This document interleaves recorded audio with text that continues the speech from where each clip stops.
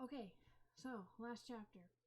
Stansfield and Kennedy and all them found out that Rapp killed Sharif.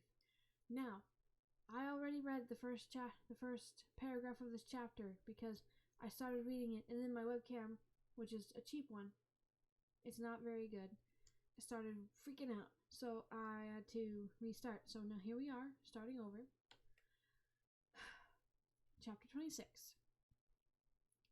Rapp didn't know who the man was, but there was something about him that instantly garnered respect. The gray hair, charcoal suit, shiny wingtips, discerning eyes, and the fact that he just walked unannounced into the secure building told him he was standing before someone who more than likely had an office on one of the top floors at Langley. After he gave him the once-over, he couldn't help but think the man reminded him of a more slender version of Spencer Tracy. Rapp decided he'd better stand. He offered his hand and said yes. And you are? Stansfield gave him a grandfatherly smile. George. Rapp studied him with suspicion. That's not your real name, is it? No, Stansfield said. After a moment, Rapp said, Any chance you're the guy running this show? Stansfield gave him a relaxed smile. When you get to my age, you better be running something, or it's time to retire. Please sit. He motioned with his right hand toward the chair Rapp had been sitting in. Rapp returned to his seat. Stansfield smelled coffee and found a pot on the counter. He helped himself. Would you like some? No, thanks. After joining him at the break table, Stansfield blew on his coffee and said, I hear you've been making waves again. Rapp wasn't sure how much he should say, so he shrugged his shoulders and kept his mouth shut. Would you care to walk me through your decisions? Would you care to walk me through your decision? What decision would that be?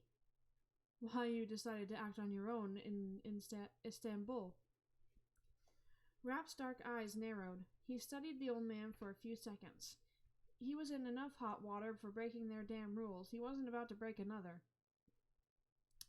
I'm afraid I don't know what you're talking about. Stansfield grinned. I'm afraid you do.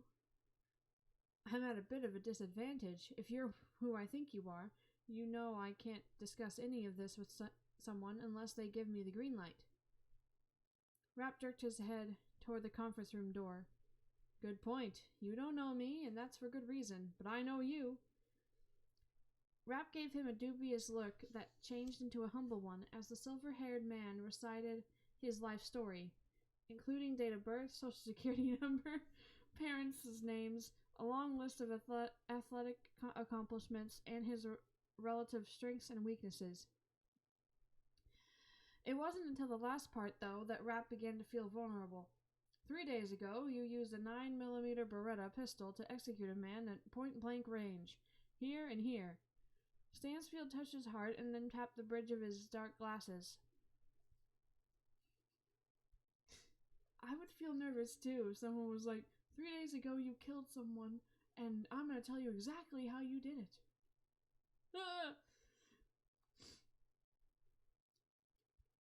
He looked at the door to the conference room and said, You have one avid supporter, another who thinks you have great potential, and one very forceful detractor. They are in there deciding your fate right now. If you want to continue on your current career path, I am more than likely your best hope. So if you have anything you'd like to say, now is the time to do it. That this man knew so many details about his life and was able to recite them chapter and verse without a single note told Rapp all he needed to know. You seem to have most of the facts. He carefully turned the question back on George by saying, I'm sure you've formed some opinions. Stansfield sat back and crossed his left leg over his right. I'm hearing conflicting stories. That is why I decided to meet you in person. What are the conflicting stories? You appear to be a man who is possibly uniquely suited for this line of work. You also appear to have a hard time following rules, and that, young man, can be a dangerous thing. I agree. He doesn't learn his lesson from this either. Rapp nodded. It was becoming apparent that Spencer Tracy's little brother really was the guy who ran this entire show. Spencer Tracy? Who? Which meant he needed to get him in his corner, and to do it before Hurley sank him once and for all.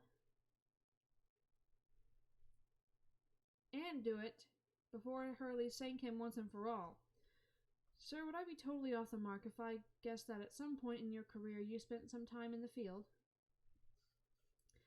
Stansfield grinned, but did not answer the question. And when you were in the field, did things always go as planned? Stansfield saw instantly where he was headed. There's a big difference between adapting and disregarding orders. Rapp nodded and was sullen for a split second. That was exactly what Hurley had screamed at him, with a few colorful words thrown in to boot. If Doc Lewis hadn't been there, Rapp was pretty certain they would have come to blows. To be fair, Stansfield continued, I use great caution when I evaluate a decision that someone has made while operating in a high-stress environment. The man's choice of words gave Rapp pause. He considered them carefully and then said, high stress. Yes. I'm not sure I'd call it high stress, sir. Stansfield's eyes sparkled with amusement. You snuck into a foreign country, using a false identity, killed a man at close range, and then made it out of the country all on your own. You didn't find any of that stressful. The getting out part, maybe a little, but really only getting out of Istanbul. After that, the odds of getting caught were pretty low. Why did you decide to act on your own? I didn't go to Istanbul thinking that I would handle the job on my own. It happened. It evolved. I saw the opportunity and I took it. What do you mean you saw the opportunity? Stansfield was keenly interested in the young man's next words.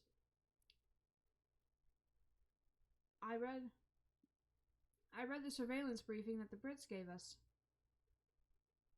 Stansfield held up his hand and stopped him. Who told you the Brits gave us that report? No one. Then why did you say the Brits gave it to us? Rapp shrugged as if to say it was obvious. I could tell by the way it was written.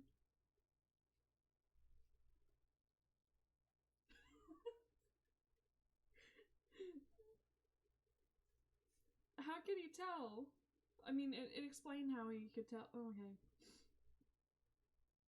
Stansfield nodded for him to continue and made a mental note to revisit the subject later. I read the report, and there it was. It jumped right off the page. There what was? The opportunity. The report said that the target took his dog to the park every morning.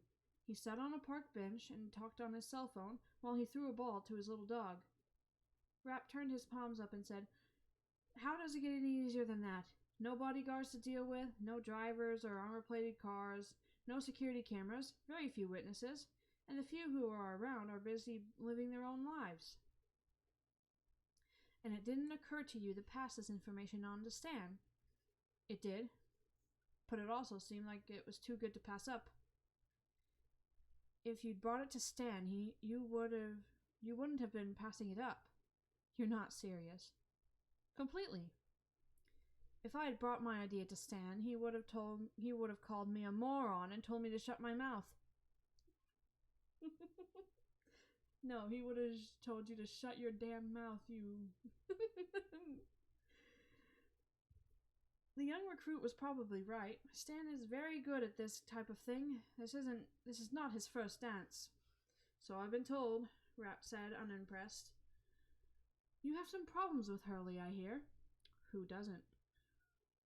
The point was more accurate than not. Still, he has a lengthy resume. I'm sure he does, but the entire thing was more complicated than it needed to be.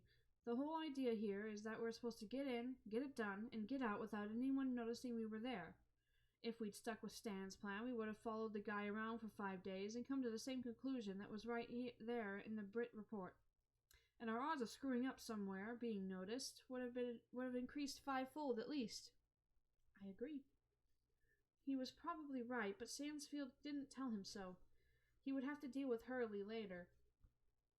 When did you read the report? When I got to the safe house. That first night. Yes. And you decided that night that you would handle it on your own? No, I saw the possibility, that was all.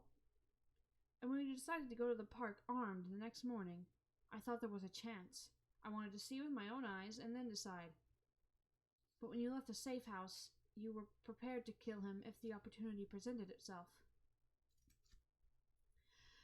Rapp hesitated and then admitted the truth. Yes. Stansfield took a sip of the coffee and slowly set the mug on the table. Any other reason why you chose to act on your own? How do you mean? Stansfield gave him a knowing grin. I was your age once, a long time ago. A long time ago? It was 1930. I'm sorry, I don't know why I'm like this. I was asked to do certain things for my country, and until I actually did them, I wasn't sure I had it in me. Rapp looked down and studied the pattern in the gray and black carpeting. It was not in his character to be this open with someone he'd just met, especially on a subject like this, but there was something about this guy that made it difficult to be anything but forthright. I wanted to kill him, he said finally. Revenge? Rapp shrugged his shoulders in a non-committal way. Yes. Revenge.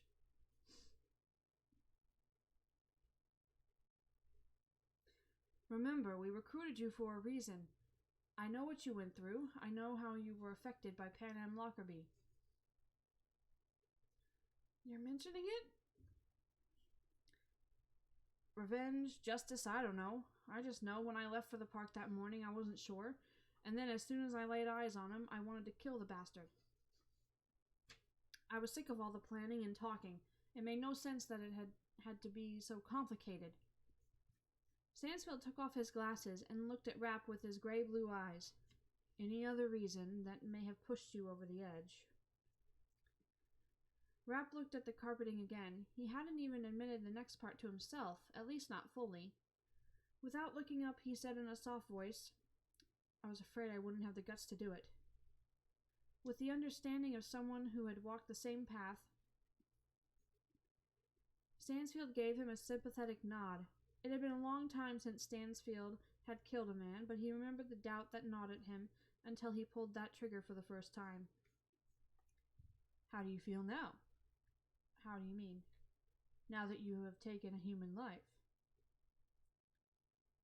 Rapp gave a nervous laugh and checked his watch. Do you have a few hours? You know, laughter is often a defense mechanism used to deflect. Yeah? Rapp thought of Doc Lewis. I've heard that somewhere else recently. This isn't a good time to deflect. Rapp noticed the concern on the old man's lined face. He fidgeted with his hands and then said, This isn't exactly a topic I'm used to discussing. No, you're right about that. Stansfield himself had never spoken to a soul about the men he had killed. It simply wasn't his way. There were others, though, whom he had worked with over the years, who were quite different in that regard. Some spoke with an intensity that was more academic, as if they were simply trying to perfect their craft for the sake of perfection. Others took a more light-hearted or twisted approach to their play-by-play analysis of how they had killed a man. The best ones, Stansfield had always felt, were the ones who kept it to themselves. This is very important, Stansfield said. How are you up here? The man tapped his temple. I think I'm fine. No problem sleeping? No, in fact, I've slept better than I have in years. Good. I want you to understand something very important.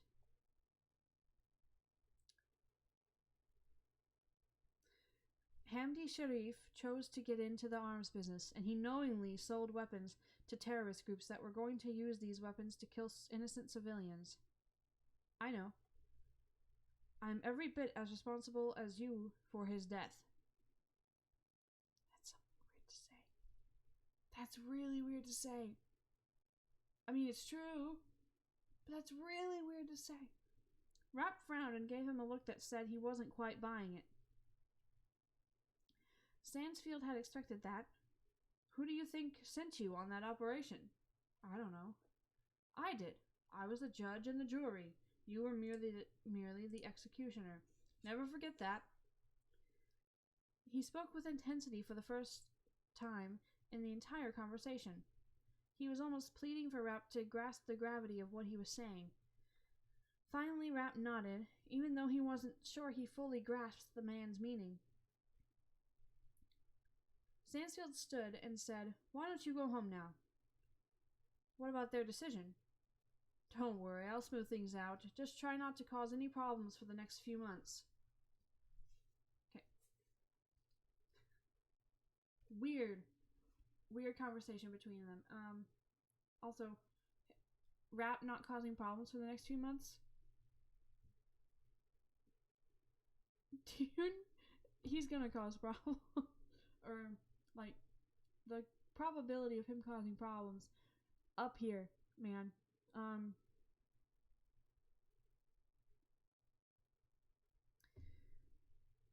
The more I think about my prediction, the more I realize how messed up it would be. But I'm gonna go ahead and start chapter 27, I think. Let's see if I need to put this in a different video. No, it's pretty short. Yeah, so let's get into this one, and then I'll end it. Chapter 27. "Thank God," Lewis announced upon seeing Stansfield enter the room. "I can't spend another minute trying to talk sense into these two." With pure disappointment, Stansfield glared down the length of the table, first at Hurley, who was on the left, and then at Kennedy, who was directly across from him. They were both on their feet. "Sit," he commanded. Kennedy sat. Hurley remained standing. "The first person who raises his voice is being sent to Yemen for the rest of his career." "You can't send me anywhere," Hurley snarled. Hi, Hurley. It's always a pleasure. Stansfield directed his full attention to Hurley and communicated his resolve with an icy stare that silently communicated the fact that he could do a lot worse than sending his ungrateful ass to Yemen. Of the three, Hurley was the only one who had seen this look before. It had been nearly 3 decades ago, but Hurley still remembered that his stupidity had almost cost him his life, and if it hadn't been for Stansfield's magnanimous attitude, he would have died that day. "Ooh, I'm intrigued. Tell me more." "Oh, you're not going to." Hurley slowly sank into his seat. "Have I failed you two so poorly that it has come to this?"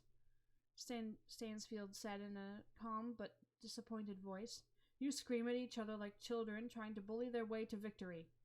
He cocked his head in Kennedy's direction. "I expect far more from you. What did I tell you about losing control of your emotions?" "That it's a weakness?"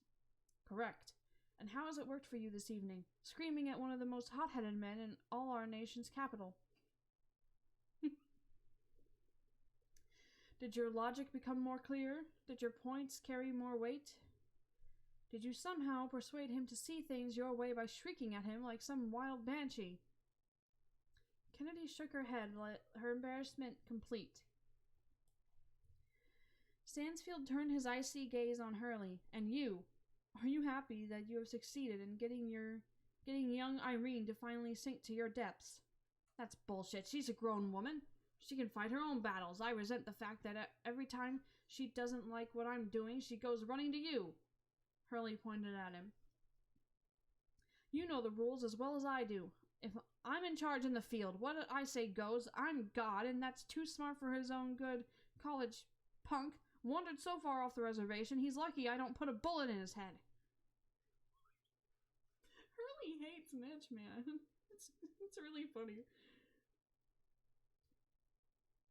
"That's our litmus test these days.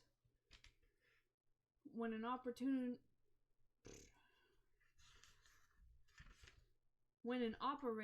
doesn't follow orders to the letter, we put a bullet in his head?" "You know what I mean." He went way beyond his operational parameters. He basically threw them out and flew off the handle. And succeeded. Let's not forget that part. Shit. Hurley scoffed at the point. Even a blind squirrel finds a nut once in a blue moon.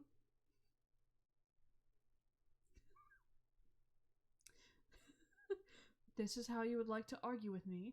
By mixing squirrel and moon metaphors? You know I'm right.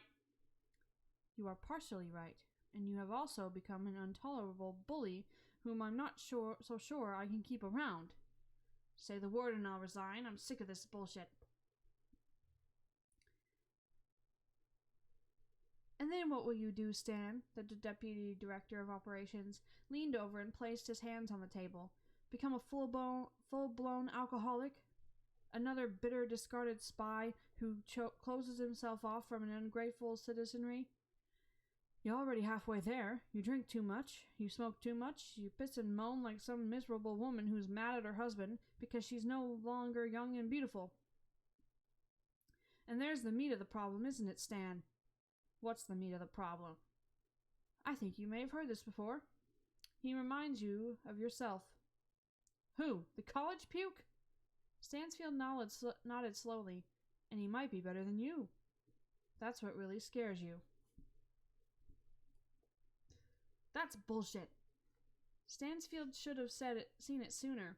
He stood up abruptly and said, So, your recommendation is that I cut him loose? Absolutely.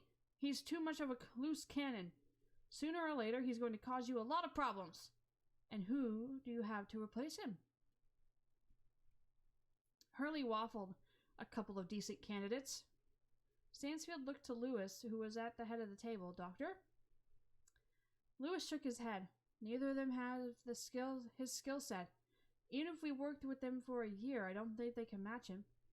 That's not true, Hurley said, while looking as if he'd just taken a bite out of a lemon. Irene? Stansfield asked. She didn't speak, just shook her head. Stansfield pondered the situation for a moment and then said, Here's my problem. We are flying blind in Lebanon and Syria. The director and the president overruled me and sent Cummins in to negotiate for the release of that Texas businessman. Stansfield stopped speaking for a second. He couldn't get over the stupidity of that decision and all the damage that had been done after Cummins himself had been taken hostage. Our assets have been getting picked off one by one for the past 6 months. Our network that we worked so carefully to build is now in shambles. This situation has to be turned around, and I need men on the field to do it. I need shooters on the ground. We've all spent enough time over there to know that weakness breeds contempt. That stops today. I want these guys looking over their shoulders, wondering if they're next. I want the leadership of Islamic Jihad and Hezbollah afraid to pop their heads out of their holes or for fear that they might get those heads blown off. I want them on notice that if they're going to grab one of our assets who is negotiating in good faith and torture him for months on end, damn it, we're going to come after them like crazed sons of bitches. He turned his attention back to Hurley. I don't want to lose you, but I need this kid. He's too good to just throw away. He knows how to take the initiative. Initiative? That's what you want to call it? Oh, for Christ's sake, Stan, could you please get a hold of your ego and hypocrisy and listen to me? This is bigger than you. We have a gaping hole in our operational abilities. A big, nasty neighborhood in the Middle East that is breeding terrorists like rabbits, and we have nothing. I need to get back in there. You're calling me a hypocrite? You have an extremely convenient short-term memory. Tell me, Stan, how many times in your first 2 years did you get yourself into trouble by ignoring orders or running off and launching your own operations? It was a different time back then. We were given far more latitude. And you still got in trouble. Stansfield shook his head, as if trying to reconcile an irreconcilable thought. Does the truth matter to you at all, or do you just want to go round and round all night until you wear everyone down? You don't remember all the times I had to go to bat for you and bail your ungrateful butt out of trouble, and now you're coming down on this new kid as if you were some saint." Hurley started to speak, but Stansfield cut him off. "I'm not done. If the kid had screwed up, we wouldn't be having this conversation. He'd be gone, but he didn't screw up, did he?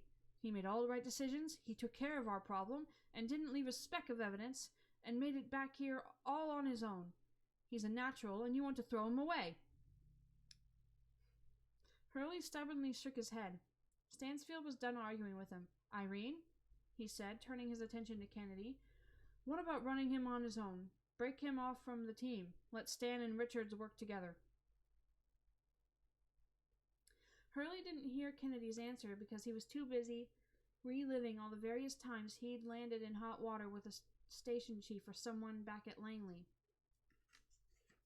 There were too many to even begin counting. That was part of the reason why Stansfield and Charlie White had set him up as a freelancer almost 20 years ago.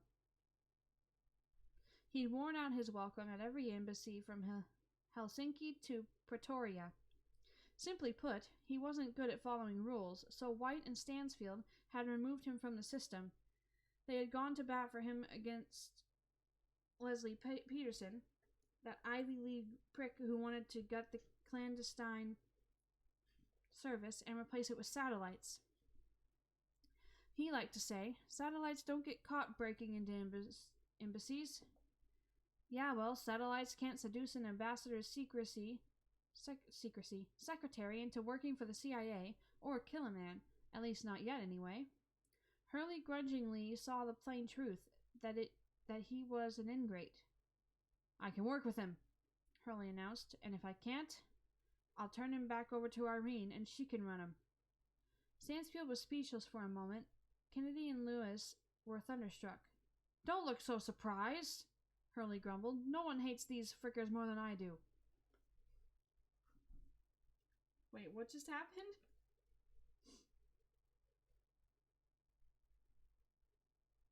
So wait, did Hurley just say he can work with Mitch, or did he say he can work with Richards?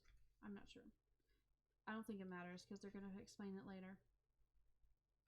But oh my gosh.